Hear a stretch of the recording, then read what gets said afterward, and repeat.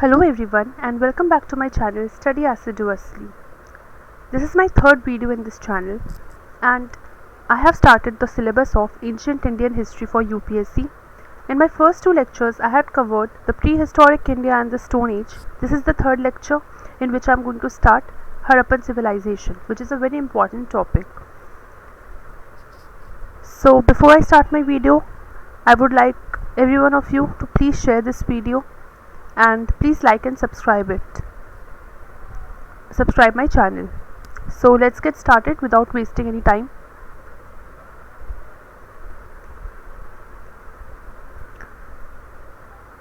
So Harappan civilization को हम bronze age भी कहते हैं और इसकी डेट circa 2600 से 1900 BC के बीच की है।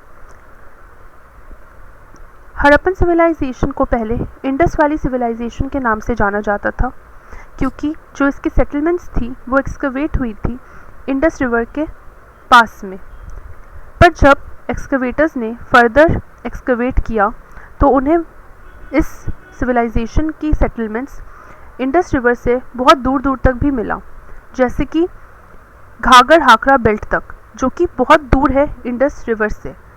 तो उसके बाद इस इंडस वैली सिविलाइजेशन का नाम बदल के हड़प्पन सिविलाइजेशन रख दिया गया। हड़प्पन सिविलाइजेशन इस सिविलाइजेशन का नाम इसलिए पड़ा क्योंकि जो इसकी पहली साइट थी जो डिस्कवर हुई थी वो थी हड़प्पा। तो उस साइट के ही नाम पर इस सिविलाइजेशन का नाम हड़प्पन सिविलाइजेशन रख दिया गया। और हड़प्पन सिविलाइजेशन जो है वो साउथ एशिया का पहला अर्बन सिविलाइजेशन है। तो हड़प्पन सिविलाइजेशन की जो कंटेम्प्रेरी सिविलाइजेशंस थी वो थी मेसोपोटामिया और इजिप्ट। तो हड़प्पन सिविलाइजेशन के बारे में हम यहाँ पे कुछ बातें जान लेते हैं कि the first archaeological site to be discovered was Harappa, जिसकी वजह से इसको हड़प्पन सिविलाइजेशन नाम मिला। This is also called the Indus valley civilization क्योंकि पहले इंडस वैली के पास, इंडस रिवर के पास इसकी सेटलमेंट्स एक्सकवेट हुई थी इसीलिए। पर बाद में जब इसकी सेटलमेंट्स और भी दूर तक एक्सकवेट होने लगी तो इसकी नाम बदल दी गई। और जो हड़प्पन सिविलाइजेशन है वो प्रोटो हिस्ट्री का पार्ट है, जो प्री हिस्ट्री और हिस्ट्री के बीच में आता है वो, जबकि राइटिंग डेवलप नहीं हुई थी। और ये ब्रॉन्ज एज को बिलोंग करता है, जैसे कि हमने पढ़ा है कि हड़प्पन सिविलाइजेशन को ब्रॉन्ज एज भी कहा जाता है। हड़प्पन सिविलाइजेशन को हम 3 फेजेस में बांट सकते हैं। अर्ली या प्री हड़प्पन फेज जो circa 3200 से 2600 BC के बीच में आती है। मैच्योर हड़प्पन फेज जो circa 2600 से 1900 BC के बीच में आती है। और तीसरा लेट हड़प्पन फेज जो circa 1900 से 1300 के बीच में आती है। तो यहाँ मेन हम फोकस करेंगे अर्ली और प्री हड़प्पन फेज पे, अर्ली और मैच्योर हड़प्पन फेज में।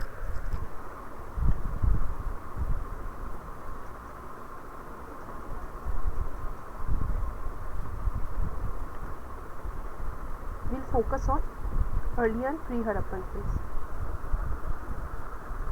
तो जो अर्ली हड़प्पन फेज था इसे हम रीजनलाइजेशन एरा भी कहते हैं। रीजनलाइजेशन एरा और फॉर्मेटिव अर्बन फेज, इस टाइम पे यहाँ पे सेटलमेंट्स फॉर्म हो रही थी। This is related to Hakra phase. Hakra phase क्या है? जब fortification, stone work, bead making और मेटल क्राफ्टिंग शुरू हो गई थी। फोर्टिफिकेशन मतलब अब फोर्ट्स बनने लगे थे। Forts as in they use to make brick houses and such buildings, stone work, bead making and metal crafting. यहाँ हम व्हील ट्रांसपोर्ट का यूज़ भी देखते हैं, जिससे हमें पता चलता है कि कुछ तरह का ट्रेड नेटवर्क हो सकता है। ट्रेड नेटवर्क किस किस के बीच में हो सकता है? एक साइड पे है हमारा हड़प्पा,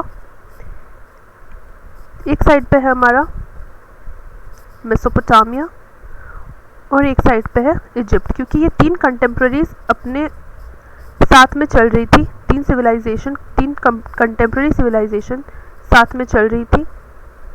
तो ये इजिप्ट, ओके। तो इन 3 के बीच में may be some kind of trade relations थे। इसकी हमें बाद में प्रूफ भी मिले हैं, ठीक है। मेसोपोटामिया में कुछ हड़प्पन सील्स मिले हैं, तो इसकी हमें बाद में प्रूफ भी मिली है। इन तीनों के बीच में ट्रेड रिलेशंस थे, ठीक है। फिर अर्ली हड़प्पन फेज के कुछ आर्कियोलॉजिकल साइट्स हम देख लेते हैं कि इसकी सेटलमेंट्स हमें कहाँ से एक्सकवेट हमने की है।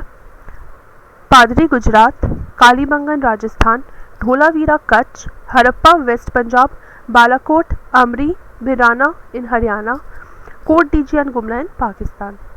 तो मैंने पहले भी कहा था अपने पहले वीडियोस में भी कि ये मैंने नोट्स फॉर्मेट में अपनी वीडियोस बनाई हैं जो कि शॉर्ट नोट्स हैं, तो आप प्लीज़ इसे लिखते रहिए क्योंकि आपको बस एक बार रिविज़न करना होगा और ये बिल्कुल आपके दिमाग में छप जाएगी और बहुत ही एक्यूरेटली टू द सिलेबस है, कुछ सिलेबस के बाहर नहीं है, तो बहुत हेल्पफुल होंगी ये वीडियोस आपके लिए। चलिए तो हम चलते हैं मैच्योर हड़प्पन फेज़ में। जैसे कि अर्ली हड़प्पन फेज़ को हम रीजनलाइजेशन एरा कहते थे, वैसे ही मैच्योर हड़प्पन फेज़ को हम क्या कहते हैं, इंटीग्रेशन एरा। और इस टाइम पे urban phase of Harappan civilization शुरू हो गया था, अर्बन सेटलमेंट शुरू हो गया था। यहाँ की फेमस चीज़ें हैं कुछ रेड ब्लैक पॉटरी, टेराकोटा फिगरिन्स और स्टैंडर्डाइज्ड ब्रिक्स। यहाँ की ब्रिक्स जिससे घर बनते थे वो सारे एक ही शेप और साइज़ के होते थे, 1:2:4 के रेशियो में। और यहाँ बर्न्ड ब्रिक्स यूज़ होती थी। मैं जब टाउन प्लानिंग पढ़ाऊँगी तो मैं ये पढ़ा दूँगी बर्न ब्रिक्स के बारे में। बर्न ब्रिक्स यूज़ होती थी, ठीक है। चलिए अब हम मैच्योर हड़प्पन फेज के आर्कियोलॉजिकल साइट्स को देख लेते हैं। इसके आर्कियोलॉजिकल साइट्स है हड़प्पा जो कि वेस्ट पंजाब में है, मोहनजोदड़ो, सुख्तागेंडर जो कि पाकिस्तान में है, लोथल इन गुजरात, कालीबंगन इन राजस्थान, धोलावीरा इन कच्छ, बनावली इन राखीगढ़ी इन हरियाणा। तो आप देख सकते हैं कि अर्ली और मैच्योर हड़प्पन फेज में कुछ कॉमन भी है। आप इसे उस कॉमन को तो आप याद कर ही लीजिए और साथ में जो एक्स्ट्रा है जो इम्पोर्टेंट है उसे भी लर्न कीजिए, ठीक है। कॉमन तो आसानी से याद हो जाएगा क्योंकि वो दोनों में है। ये है मैच्योर हड़प्पन फेज के कुछ साइट्स, मैप है उसकी। चलिए अब हम लेट हड़प्पन फेज पे चलते हैं। ये था लोकलाइजेशन एरा, रीजनलाइजेशन और इंटीग्रेशन के बाद आता है लोकलाइजेशन। ये पोस्ट अर्बन फेज है और इसमें सिटीज़ में डिक्लाइन आने लगी थी, सिटीज़ ख़त्म होने लगी थी, सील्स चेंज हो रही थी, पॉटरी चेंज हो रही थी, फ्रीक्वेंसी ऑफ क्यूबिकल वेट्स भी चेंज हो रही थी। This was the period of changes and decline. इसके आर्कियोलॉजिकल साइट्स को हम 5 फेजेस में बांट देते हैं। पहला है वेस्ट पंजाब फेज जिसमें कि सिमेट्री हड़प्पन कल्चर देखने को मिलता है। फिर है ईस्ट पंजाब फेज, फिर है झुकर फेज। झुकर फेज की साइट्स है झुकर, चान्होदारो और अमरी, ठीक है। रंगपुर फेज की साइट्स है कच्छ, सौराष्ट्र और गुजरात। गंगा यमुना दोआब फेज, ठीक है, ये ज़्यादा रूरल था बट इसमें बहुत ही ज़्यादा डाइवर्सिटी थी एग्रीकल्चर में। अब हम चलते हैं फीचर्स ऑफ हड़प्पन कल्चर की तरफ। फीचर्स ऑफ हड़प्पन कल्चर में हम सबसे पहले ये जान लेते हैं कि जो हड़प्पन सिविलाइजेशन था वो एक ट्रायंगुलर शेप का सिविलाइजेशन था और अपने कंटेम्प्रेरीज में यानी कि मेसोपोटामिया, इजिप्ट और हड़प्पन सिविलाइजेशन में सबसे जो बड़ी सिविलाइजेशन थी वो हड़प्पन सिविलाइजेशन ही थी और सबसे बड़ी एरिया को भी इसने कवर कर रखा था। टाउन प्लानिंग देख लेते हैं। टाउन को ये लोग 2 पार्ट्स में बांट देते थे, सिटाडेल, रेस्ड पार्ट। सिटाडेल को हम रेस्ड पार्ट भी कहते हैं और लोअर पार्ट। यहाँ हम सोशल डिस्क्रिमिनेशन देखने को देख सकते हैं क्योंकि जो सिटाडेल या रेस्ड पार्ट था, जो ऊंची पार्ट थी, वहाँ पे रहते थे रूलर्स और जो लोअर पार्ट था वहाँ नॉर्मल लोग रहते थे, नॉर्मल सिटीजन्स, कॉमन सिटीजन्स जो अपना normal professional life carry on करते थे। इसके कुछ डिस्टिंग्विशिंग फीचर्स देख लेते हैं टाउन्स के। जो स्ट्रीट्स थे वो 10 मीटर विड्थ के थे, बहुत ज़्यादा वाइड, और जो टाउन था वो रेक्टेंगुलर ब्लॉक्स में डिवाइडेड था, ठीक है। रेक्टेंगुलर ब्लॉक्स में टाउन डिवाइडेड था और बहुत ही 10 मीटर की विड्थ होती थी स्ट्रीट्स की और जो टाउन था वो ऐसे रेक्टेंगुलर ब्लॉक्स में डिवाइड हो जाता था। और लैम्प पोस्ट समय हर इंटरवल पे देखने को मिलते हैं। जो हाउसेस थे वो बर्न ब्रिक्स के बने थे, ये मैंने आपको पहले भी बताया, और इसकी रेशियो होती थी 1:2:4, जो कि एक ही रेशियो में एक्यूरेटली हर घर को बनाया जाता था। ड्रेनेज सिस्टम बहुत बढ़िया हुआ करता था। जो घर के छोटी ड्रेन्स थे उससे एक स्ट्रीट की मेन ड्रेन कनेक्ट हो जाती थी, और सारे ड्रेन्स लाइमस्टोन से कवर किए जाते, लाइमस्टोन के पत्थरों से कवर कर दिए जाते थे ताकि वो सैनिटेशन वहाँ पे मेंटेन रहे। 2 और मोर स्टोरी हाउसेस, एक या 2 तले के घर नहीं, 2 या ज़्यादा तले के घर हुआ करते थे, और कोई भी जो खिड़की थी घर की वो स्ट्रीट को फेस नहीं करती थी। प्राइवेसी का भी बहुत अच्छा ध्यान रखा गया था। सोसाइटी, यहाँ हम 3 तरह के सोशल ग्रुप्स देखते हैं, rulers, rich merchants and poor labourers. और जो डिफरेंट ऑक्यूपेशंस लोग फॉलो करते थे वो थे कुछ priests, warriors, pageants, traders and artisans. यहाँ प्रीस्ट की स्पेलिंग गलत लिखी हुई है, इसे आप ठीक कर लीजिए। It's PRIESTS, this is I, okay, and this is E, PRIESTS। और जो सोसाइटी थी वो मैट्रियार्कल थी, जैसे कि फीमेल डोमिनेटेड। यहाँ हम एक इंस्टेंस देख सकते हैं कि यहाँ की मदर गॉडेस बहुत ज़्यादा फेमस थी, तो this was a matriarchal society, female dominated society. Agriculture और डोमेस्टिकेशन भी देख लेते हैं हम। They used to cultivate wheat, barley, horse gram, peas, melons, watermelon, sesame, dates, millets, grapes, henna यानी कि मेहंदी, गार्लिक, मस्टर्ड, राइस। वीट जो थी वो मेहरगढ़ में कल्टीवेट की जाती थी, और जो राइस थी वो लोथल में, ये आप याद रखिएगा। हमें यहाँ वुडन प्लाउज भी मिले, इसका मतलब वो अपने फील्ड्स को प्लाउ करते थे। हल, वो जोतते थे अपने खेतों को हलों से।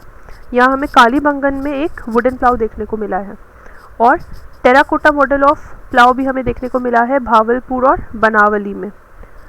ये लोग कॉटन भी प्रोड्यूस करते थे, हमें स्पिंडल वोल्स भी देखने को मिले हैं। कॉटन प्रोड्यूस करते थे। ग्रीक इस कॉटन को सिंडन कहते थे। सिंडन डिराइव फ्रॉम सिंधु। ग्रीक्स इस इनके प्रोड्यूस्ड कॉटन को कहते थे सिंडन, याद रखिएगा, जो कि आया है सिंधु से।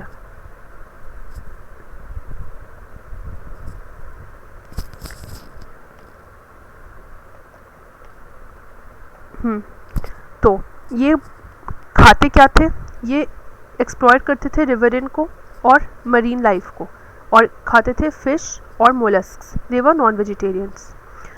ये डोमेस्टिकेट करते थे कुछ एनिमल्स को, जैसे कि oxen, buffaloes, goats, humped bulls, sheep, pigs, asses, camels, cats and dogs. यहाँ हमें एलिफेंट और राइनोसेरस भी देखने को मिले हैं सील्स में, पर हॉर्स की कोई अभी तक पहचान नहीं हुई थी। Horse was not known. Industries and craft, ये ज्वेलरी पहनते थे, jewellery made of gold and silver. कौन सी ज्वेलरी? जैसे कि necklace, bracelets, pendant, earrings and brooches. ये अपने हेयर को भी बहुत अच्छे से सजाते थे। They used to wear beautiful combs in their hair which were made intricately. Terracotta figurine of male, female, bulls, buffaloes, dogs, monkeys, toy cards have also been found. Metals which were used, copper, bronze, silver, gold. पर iron की यहाँ पे अभी तक कोई knowledge नहीं थी, iron age अभी तक शुरू नहीं हुआ था। यहाँ मैं आपको कुछ पिक्चर्स दिखा देती हूँ। देखिए इनकी ज्वेलरी, आर्टिफैक्ट्स, हैंडीक्राफ्ट्स। हमें यहाँ बुल देखने को मिल रहा है, और एक टॉय कार्ड भी देखने को मिल रहा है। ये उनकी क्राफ्ट्स थी, हैंडीक्राफ्ट्स थी। You can take a look at them.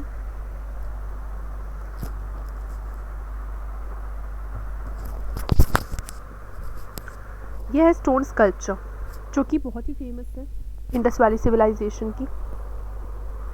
Stone sculpture of a bearded man.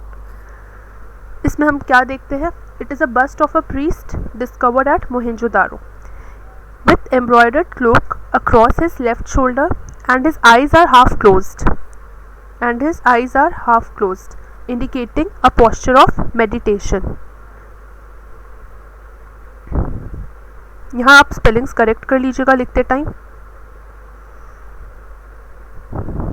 ये कुछ नहीं है, यहाँ पे ई नहीं है, और यहाँ पे आईज है।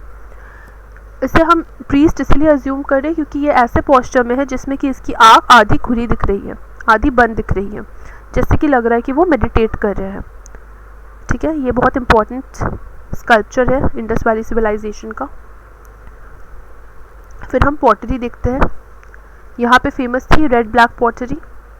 पॉटरी में डिज़ाइंस बने हुए होते थे leaf patterns, palm and people tree, floral and faunal patterns. Floral and faunal patterns मतलब हम different animals and different birds को इसमें देख सकते हैं, डिफरेंट प्लांट्स को भी देख सकते हैं। बहुत सारे बर्ड्स, फिशेस, एनिमल्स जैसे कि rabbits, peacocks, ducks, pigeons, wild fowl and monkeys, ये सारे को हम इन पॉटरीज में देख सकते हैं। पॉटरी जो थी वो स्टोर करने के लिए भी बनाई जाती थी, क्या ग्रेन्स या पानी, और कुछ परफोरेटेड पॉटरी भी रहती थी जिसमें छेद होते थे, छोटे छोटे होल्स होते थे जो कि बेवरेजेस को ब्रू करने के लिए होते थे, जैसे कि अभी हम कॉफ़ी ब्रू करते हैं, टी ब्रू करते हैं, जस्ट लाइक दैट। स्क्रिप्ट इनकी थी पिक्टोग्राफिक और लोगोसिलेबिक, मतलब पिक्चर से इन लोगों का रिप्रेजेंटेशन रहता था। लोगोसिलेबिक का मतलब क्या होता है? लोगोसिलेबिक का मतलब है कि एक सिंबल एक वर्ड के लिए एक वर्ड को रिप्रेजेंट करता था।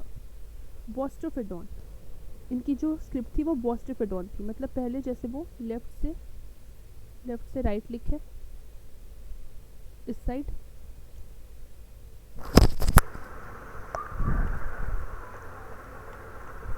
फिर वो राइट से लेफ्ट लिखते थे।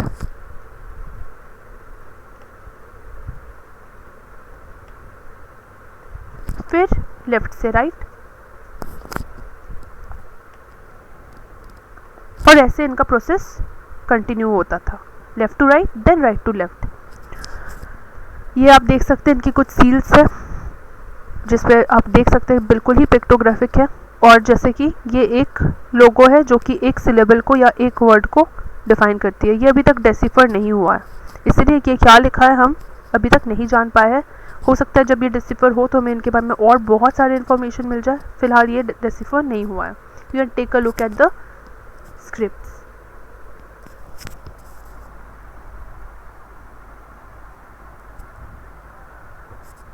चलिए तो हम आगे इसके इकोनॉमी की तरफ बढ़ते हैं। No metallic money was in circulation, barter system, तब बार्टर सिस्टम हुआ करती थी, goods in exchange of other goods. Metallic money नहीं थी सर्कुलेशन में। जो सील्स थी वो स्क्वायर या ऑब्लॉन्ग हुआ करती थी और बनी हुई होती थी स्टियाटाइट स्टोन से। इसकी ये हमें मिला है मेसोपोटामियन सिटीज़ सूसा उर में।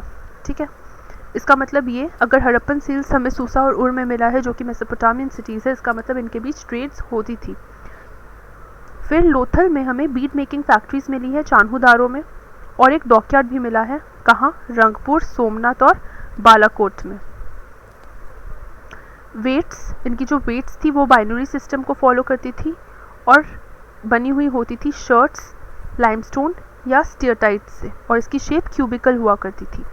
और जो मेजर्स थी वो शेल की बनी हुई होती थी या आइवरी की बनी हुई होती थी। जो शेल ऑब्जेक्ट है वो सौराष्ट्र में हमें मिले हैं और आइवरी स्केल हमें लोथल में देखने को मिले हैं।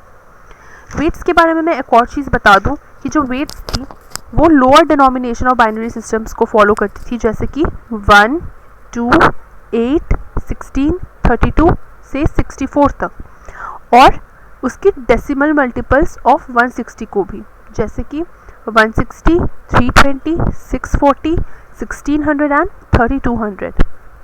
वैसी जो मेजर्स थी वो एक फुट पे बेस्ड थी जो कि 37.6 सेंटीमीटर, और क्यूबिट थी 51.8 टू 53.3 सेंटीमीटर। तो शेल स्केल जो है वो हमें मोहेंजोदारो में भी देखने को मिली है। शेल ऑब्जेक्ट जो कि शायद किसी एंगल को मेजर करने के लिए यूज़ होती थी वो हमें सौराष्ट्र में मिली है, और आइवरी स्केल हमें मिला है लोथल में। आप नोट्स बना रहे हैं, आई होप सो। नोट्स बनाइएगा तो आपको बहुत अच्छे से याद होगा, सिर्फ सुनने से याद नहीं होगा। Please make notes. फिर हम देखते हैं कुछ हड़प्पन इम्पोर्ट्स। हड़प्पन पीपल कहाँ से अपने सामान को इम्पोर्ट्स करते थे? पहला है गोल्ड। गोल्ड वो इम्पोर्ट करते थे अफ़गानिस्तान, ईरान और कोलार से। कोलार साउथ इंडिया को कहा गया है। कॉपर वो इंपोर्ट करते थे खेतरी जो कि राजस्थान में है, बालूचिस्तान और ओमान से। टिन इंपोर्ट करते थे अफ़गानिस्तान और ईरान से। लापिस लजूली जो कि एक सेमी प्रेशियस स्टोन है वो इंपोर्ट करते थे शॉटुघाई अफ़गानिस्तान से। जेड पामिर से जो कि सेंट्रल एशिया में है। टर्कोइज जो कि खुरासन है सेंट्रल एशिया में। स्टियरटाइट फ्रॉम टापी छाया ईरान जो कि साउथ राजस्थान में है। बिट्यूमिन बालूचिस्तान से जो कि मेसोपोटामिया में है। लेड साउथ इंडिया में।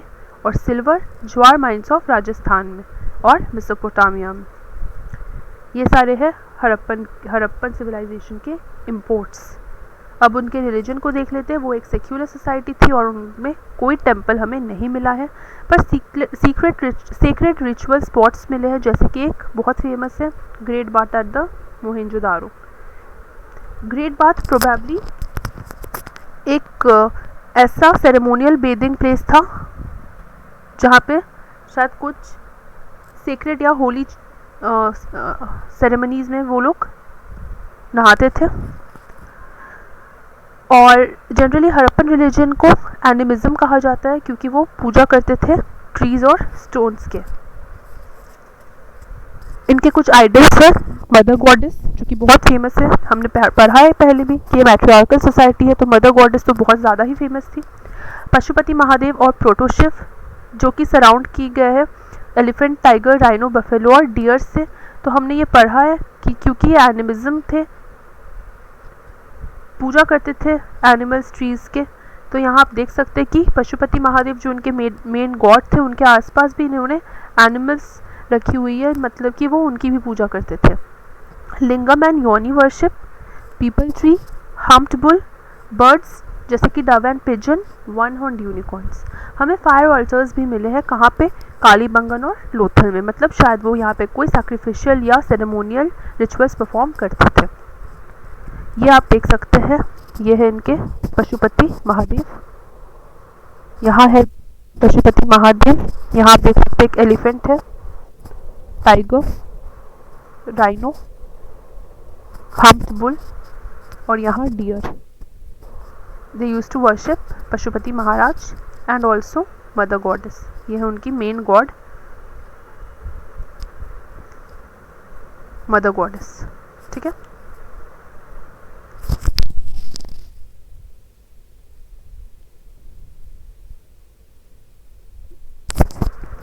फिर उनके बरियल रिचुअल्स को भी हम देख लेते हैं। What did they do with their dead bodies? They place their dead bodies in a north south direction and they buried food, pottery, ornaments and tools with the dead bodies. तो इसका ये मतलब हो सकता है कि उन्हें विश्वास था लाइफ आफ्टर डेथ पे। मेथड्स ऑफ बरियल, इनकी 3 तरह की बरियल्स हुआ करती थी। या तो कंप्लीट बरियल जिसमें ये लोग पूरे डेड बॉडी को बरी कर देते थे ये सारे ऑफरिंग्स के साथ, या तो फ्रैक्शनल बरियल्स जिसमें किसी के डेथ के बाद वो उनकी डेड बॉडी को स्कैवेंजर्स के पास खुला छोड़ देते थे। स्कैवेंजर्स जैसे कि बर्ड्स एंड बीस्ट्स जो कि आके उस पर फीड करते थे, फिर उसकी हड्डियाँ बच जाती थी, फिर वो क्या करते थे लोग उन हड्डियों को कलेक्ट करके एक जगह पे बरी कर देते थे। और फिर क्रिमेशन जो कि एक Hindu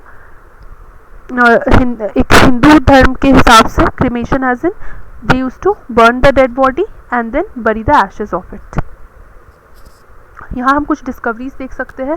remains of horses, dogs with man and a pair of male and female skeletons. Remains of horses हमें मिला है सुरकोटडा से, लर्न कर लीजिएगा इससे। Dogs with man in graves हमें मिला है रोपड़ में, और a pair of male and female skeleton हमें मिला है लोथल में। ऐसी बहुत सारी और साइट्स है जो कि मैं आपको पढ़ाने वाली हूँ दूसरी वीडियो में। वो एक शॉर्ट वीडियो होगा जिसमें मैं एक ओवरलुक दे दूँगी, मैं पूरी चार्ट बना दूँगी, आपको वो बस नोट डाउन करना और लर्न कर लेना है। उस वीडियो में मैं पढ़ा दूँगी आपको साइट, वो साइट किस स्टेट में मिला है, किस रिवर के पास मिला है, उसे किसने एक्सकवेट किया है और उसकी स्पेशलिटी या इम्पोर्टेंस क्या है, वहाँ ऐसा क्या मिला है। ये मेरी दूसरी वीडियो, चौथी वीडियो रहेगी, एक छोटी सी वीडियो। तो उसके लिए आप मेरे चैनल को प्लीज़ सब्सक्राइब कर लें ताकि आपको नोटिफिकेशन मिल जाए, क्योंकि वो एक ही जगह पर रहेगी तो आपके वो रिविजन करने में बहुत आसानी हो जाएगी। अब हम डिक्लाइन देख लेते हैं इसका। कोई एक फिक्स रीज़न नहीं है इसके डिक्लाइन का, डिफरेंट हिस्टोरियंस डिफरेंट रीजंस देते हैं इसके डिक्लाइन के लिए। It may have been an Aryan invasion और ecological disturbance, change in river course, शायद रिवर कोर्स चेंज हुआ था, तो या तो बहुत ज़्यादा ड्रॉट आ गया था या तो फ्लड आ गया था, low rainfall, flood, drying of Ghaggar and increasing aridity, earthquake या नेचुरल कैलेमिटीज़।